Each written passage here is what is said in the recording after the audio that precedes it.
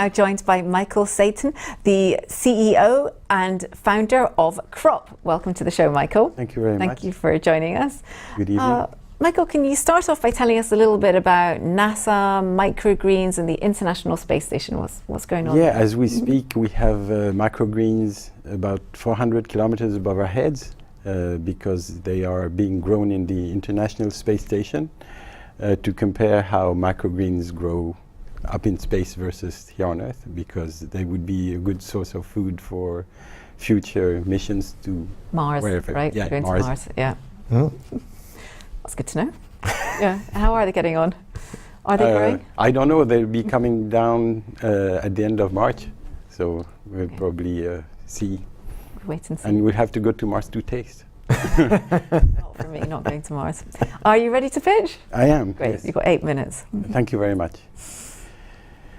So we started Crop because there are definite trends for consumers. We all like to cook more, and we like to share the food that we prepare. And it's fun to also grow microgreens at home and herbs.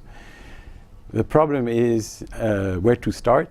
And when I came to London, I tried to grow herbs on my windowsill, and it didn't go very well. So that's why we invented Crop, so that it's basically hassle-free, no mess, no guesswork method to grow your own herbs, and to not have to go through the internet to know where to start. Crop lets you grow the tastiest and most nutritious microgreens. The difference with what is currently on the market is that you can tune the way the microgreens taste depending on the color of the light you use as they grow. So you can have more or less fiery coriander for your guacamole, or your radishes can have more or less vitamins depending whether you're eating them in springtime or winter. And the nice thing about Crop is that you can grow microgreens all year round and in 7 to 10 days. So it's very quick, thanks to the light sequences and recipes that we have determined. Now, we started about 2.5 years ago.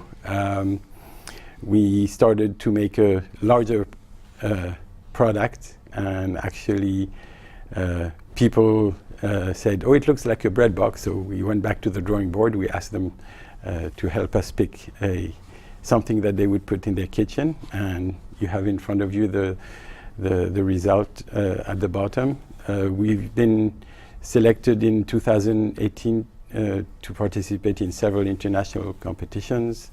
IFA Next in Berlin. We were at the Worldwide IoT Innovation World Cup, and also at the Smart Kitchen Summit. So we're meeting a lot of foodies and appliance manufacturers at these events.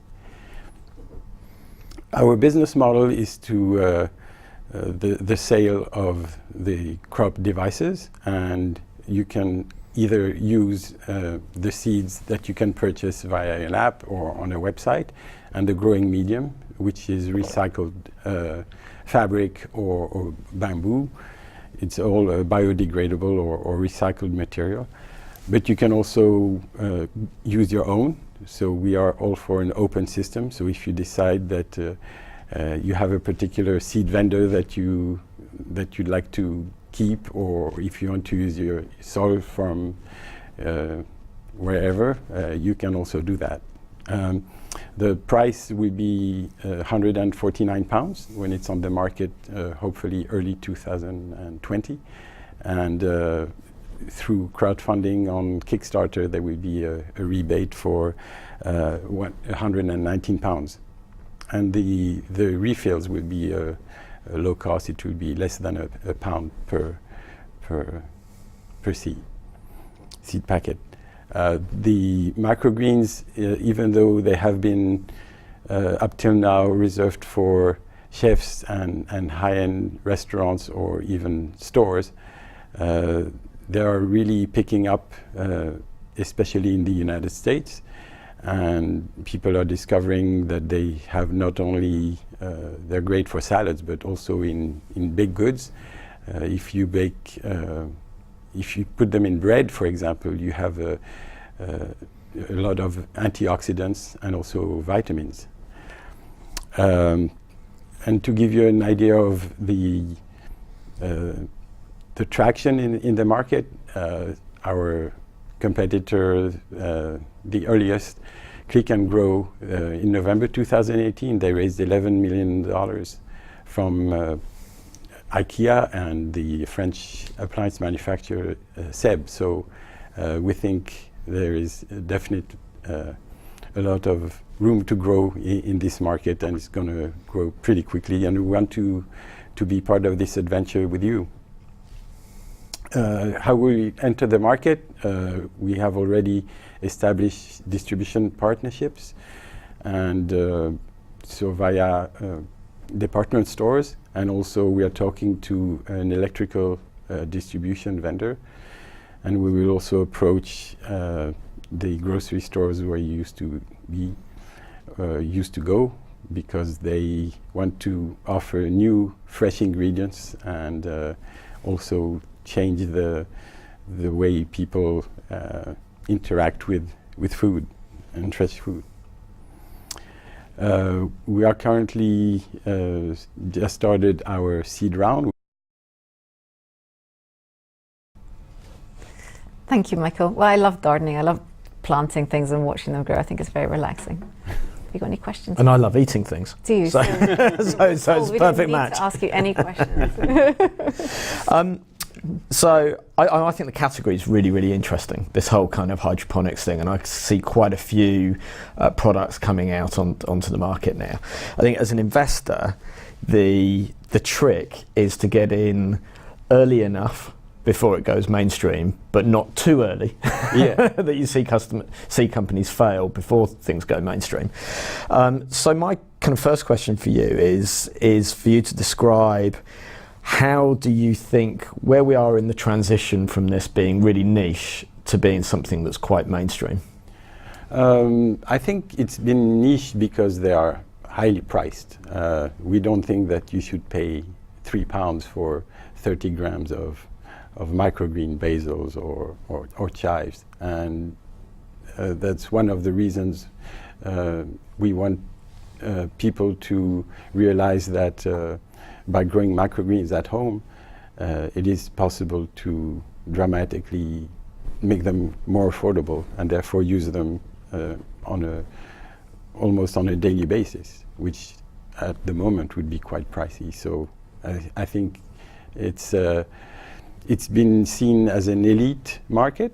For example, I know that there's a company that is putting a system to grow herbs at the Atlas building here in London, but we want to democratize it and bring it to your own kitchen counter. Yeah, and the analogy that I would use is that 10 years ago, who thought that everybody would end up with a wine conditioner in every kitchen that John Lewis supplies? You know, we wouldn't have anticipated that was the kind of the must-have accessory in your kitchen. Yeah. And my sense is that this is going to go in a similar direction. What kind of validation of it? It was really interesting. My initial reaction is that it feels quite small, the product. Yes, here. And I get that it's very specific for herbs, but I also think £149, that's quite pricey. It is scalable. So it looked great in my kitchen, but I'm thinking about the kind of return on my investment, because I don't spend that much on herbs in my weekly shop. Definitely. So I was interested when you said that you had feedback from customers that they didn't really want something larger and that they wanted something smaller. Can you just tell us a little bit more about that validation? Well, if you produce more, you get tired of eating the same thing for a week. So we wanted fast cycles, because, for example, if you produce a small pot of radish, this is enough to last you for a week. And in terms of return on investment, if you can't find microgreens and it costs you £3 a punnet a week, after 40 weeks you'll have paid your crop back. So, because it grows in 7 to 10 days, so even if you have slow growth, after you've produced 40, you have 40 productions, 40 rotations, then you've gained back what you would have spent at the local grocery store. Okay. And how did you go from the semiconductor industry to indoor farming?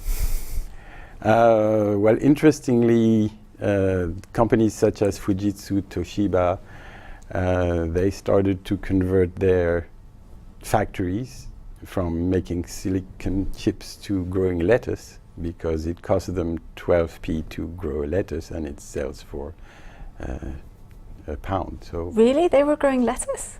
yes, you have Like commercially?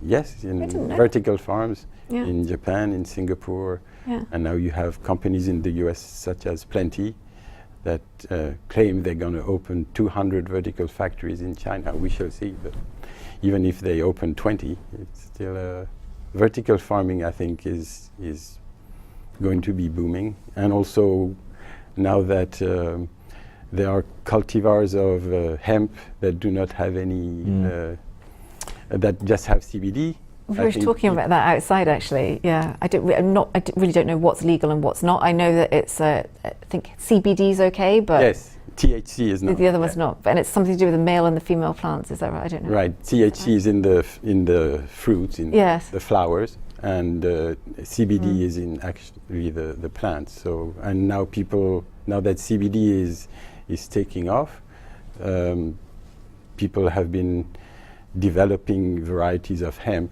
that has 0% THC. So It's a huge industry. And in America as well, I know where you were keen to get you to. have 8% CBD for your cocktails. And I think the personal return on investment could be much less than 40 weeks if it was put to that use. Right. Where it is legal. I'm just doing the maths. Yes. Thank you, Michael, for joining us today. That's all we've got time for. Thank you very much. If you'd like to find out more about crop, you can do so on Investor's website.